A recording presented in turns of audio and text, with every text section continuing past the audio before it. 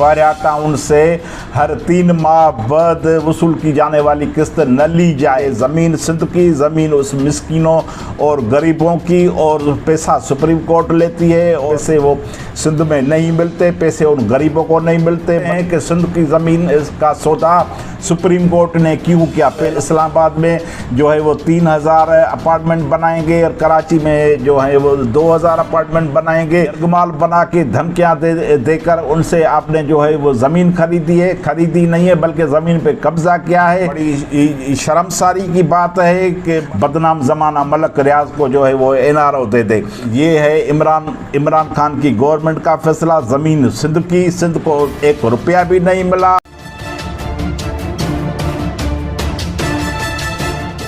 Dear viewers, अस्सलाम वालेकुम। मैं हूं मुख्तार अब्बासी, आप देख रहे हैं मुख्तार अब्बासी एमए टीवी। आज मेरी बात करने के 2 बड़े अहम मौजू हैं। वो सिंध के फ्यूचर से जो हैं वो उससे बड़े अहमियत रखते हैं और अपने बारिया टाउन का मामला है। आज बारिया टाउन के ख़िलाफ़ जो है वो इंडिजीनियस राइट्स अलाइंस के जानिब से ऑल पार्टीज़ कॉन्फ्रेंस मुनक़्क़द हुई, जिसमें बहुत सारी कॉम्प्रेस पार्टियों ने शिरकत की। उसमें जलाल महमूद शाह, डॉक्टर कादर मंगसी साहब, अवामी जमहूरी पार्टी और बहुत सारी पार्टियों ने उसमें शमूलियत की। और बहुत कराची के बहुत नामवर जो हैं वो लिखारी, अदीब, राइटर्स और मुख्तलफ़ शख्सियात में उन्होंने शिरकत की, जिसमें फ़ैसला किया गया है कि 6 जून को बारिया टाउन के गेट, कराची के गेट के सामने जो है वो धरना दिया जाएगा। 27 जून को जो है वो सिंध के हर ज़िले हेडक्वार्टर में जो है वो मुज़ाहरों का ऐलान किया गया है। तो ये जैसे दिन गुज़रते जा रहे हैं तैसे तहरीक जो है वो ज़ोर पकड़ती जा रही है। और दूसरी तरफ एक बहुत बड़ी ख़बर है, वो हैरान कुन ख़बर है। वो इमरानी गवर्नमेंट और वज़ारत कानून ने अटार्नी जनरल के दफ्तर के ज़रिए जो है वो सुप्रीम कोर्ट में एक दस्तावेज़ जमा कराते हुए कहा है कि बारिया टाउन से हर 3 माह बाद वसूल की जाने वाली किस्त न ली जाए, बल्कि ये रकम उसको कारोबार में लगाने की इजाज़त दी जाए। याद रहे कि कुछ वक्त पहले सुप्रीम कोर्ट ने सिंध की ज़मीनों और बारिया के मुतल्लिक एक फ़ैसला दिया था, जिसमें मलक रियाज को 460 अरब रुपए देने थे। सिंध की ज़मीनें और फ़ैसला सुप्रीम कोर्ट करती है।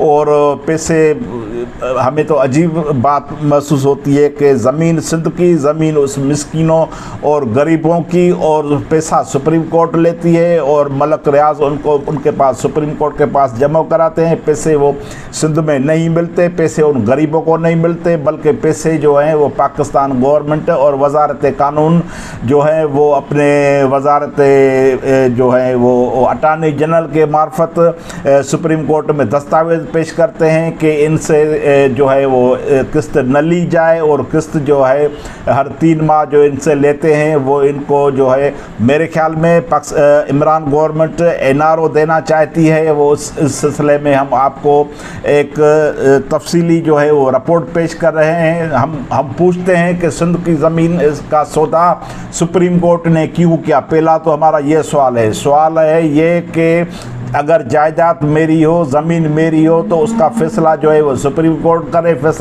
पैसा उनके पास जमा हो जाए। और बाद में वफाकी हुकूमत जो है वो कहे कि हम एनआरओ देना चाहते हैं मलक रियाज को, मलक रियाज से ये पैसे न लिए जाएं।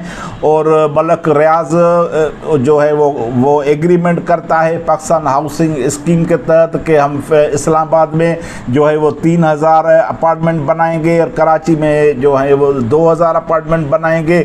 अरे भाई, बात ये है कि जिस गरीबों की ज़मीन है, जिसको आपने मजबूर करके और अपने पुलिस की मार्फत और चौधरी अनवार की मार्फत की तरफ से उनको यरगमाल बना के धमकियाँ देकर उनसे आपने जो है वो ज़मीन खरीदी नहीं है बल्कि ज़मीन पे कब्ज़ा किया है, तो वो क्या उनको 1 रुपया भी नहीं मिला है। तो हम कहते हैं कि ये सरासर जो है ये दहशतगर्दी है, दादागिरी है।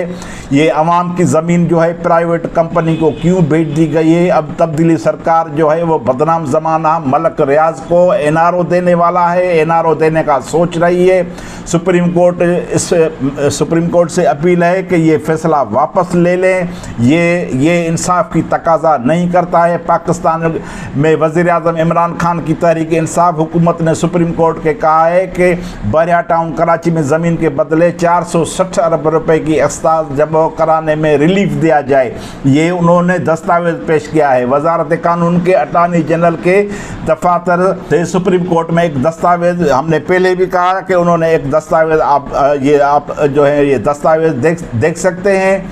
तो बात हैरान कुन है और बात बड़ी शर्मसारी की बात है कि मलक रियाज को एनआरओ दे रही है। तो अटॉर्नी जनरल में ये अदालत में जमा की गई दस्तावेज़ के अटॉर्नी जनरल के दफ्तर ने कहा है कि ऐसा वजारत कानून जो अटॉर्नी जनरल है वो कहता है कि ऐसा वजारत कानून के कहने पर किया गया है और वजारत कानून के इस हिदायत पर वज़ीर आज़म के दफ्तर ने की है। वजारत कानून कहती है कि वज़ीर आज़म के जो दफ्तर हैं वो उन्होंने हमें हिदायत की है। दस्तावेज़ात में अदालत को बताया गया है कि बहरिया टाउन ने मार्च के तीसरे हफ्ते में दरखास्त की थी, जिसकी बुनियाद पर पाकिस्तान हाउसिंग अथॉरिटी ने 2 दिन बाद अपनी राय दी और फिर 9 अप्रैल को वज़ीर आज़म के दफ्तर ने वजारत कानून से इस काम के लिए जो है वो कहा। एक तरफ बहरिया टाउन जो है वो और दूसरी तरफ पाकिस्तान हाउसिंग स्कीम है। ये दोनों की एग्रीमेंट हुई है कि वफाक की गवर्नमेंट जो है वो 3000 अपार्टमेंट जो है वो इस्लामाबाद में बनाएगी और 2000 अपार्टमेंट जो है वो कराची में बनाएगी। ये है इमरान खान की गवर्नमेंट का फैसला। ज़मीन सिंध को 1 रुपया भी नहीं मिला और ये ऊपर से जो है हम सुप्रीम कोर्ट को अपील करते हैं कि आप अपने फैसले पर ये जो साबिका चीफ जस्टिस था साकिब निसार, उसके फैसले पर ये नज़रसानी की जाए कि ये 460 अरब रुपए जो है ये इमरान खान गवर्नमेंट कैसे उनसे वसूल करता है और इमरान खान गवर्नमेंट को ये कोई भी हक नहीं है कि वो जो है बदनाम ज़माना मलक रियाज को जो है वो एनआरओ दे दे। तो इस सिलसिले में सिंध के कॉमपरस्त और सिंध दोस्तों ने बहुत बड़ी तहरीक शुरू करने का ऐलान किया है और 6 जून को जो है वो बहरिया गेट के सामने धरना दिया जाएगा। उसके बाद 27 जून को जो है वो सारी सिंध के अजलाए में बहुत बड़े मुजाहरे होंगे। हमें अफसोस तो ये होता है कि पीपल्स पार्टी इस पर मुजरमाना खामोशी अख्तियार कर चुकी है और पीपल्स पार्टी की कोई भी स्टेटमेंट नहीं आती। क्यों आए पीपल्स पार्टी की स्टेटमेंट? पीपल्स पार्टी तो खुद शरीक है इस जुर्म में। वो तो इसके साथ पार्टनर है, मलक रियाज की पार्टनर है। तो ये सारा हम अपना केस पेश कर रहे हैं। ये मैं उर्दू में वीडियो इसलिए बना रहा हूँ ताकि इस पाकिस्तान के और जो बसने वाले जो हैं कौमें वो ये हमारा केस सुने कि हमारे साथ इतनी बड़ी ज़्यादती हुई है। मलक रियाज 16,000 एकड़ की ज़मीन के एवज़ अभी जो है वो 85,000 एकड़ पर ज़मीन पर कब्ज़ा किया हुआ है उन्होंने। तो हम अपने सिंधी अवाम को ये अपील करते हैं कि वो इस ज़मीन की वारसी करें और इस ज़मीन की मालकी करें और तहरीक पैदा करें और सारी सिंध में जो है ये मलक रियाज और बहरिया टाउन के ख़िलाफ़ जो है ये एहतजाज करें और मुजाहरा करें, सख्त प्रोटेस्ट करें। और इस वीडियो की जानिब से मैं आप दोस्तों से अपील करता हूँ कि 6 जून को जो है इस धरने में शरीक हों। बहरिया गेट के सामने लाखों अफराद की सूरत में आप धरना दें और इस मलक रियाज सिंध गवर्नमेंट और इमरान गवर्नमेंट को ये ऐलान हम कहते हैं कि हम आपको छोड़ेंगे नहीं। आप ये 460 अरब रुपए ये आपकी मिल्कियत नहीं है, ये उन गरीबों की मिल्कियत है जिनकी ज़मीनों पर आपने कब्ज़ा किया है, मलक रियाज ने कब्ज़ा किया है। हम कहते हैं कि ये 460 अरब रुपए जो हैं ये ऐसा कोई फंड बनाया जाए सुप्रीम कोर्ट की निगरानी में या सिंध हाई कोर्ट की निगरानी में, जिसका फल जो है, जिसका जो उसका फ़ायदा है वो उस गरीबों को मिले जिसकी ये ज़मीनें थी। तो इसमें न हमें कोई भी हाउसिंग स्कीम इस पैसों में से नहीं चाहिए। पैसे ज़मीन है फैज़ू गबोल की और जोखियों की और कराची के मलीर के असली बाशिंदों की, और प्लाट और अपार्टमेंट बने रावलपिंडी में और इस्लामाबाद में और कराची में।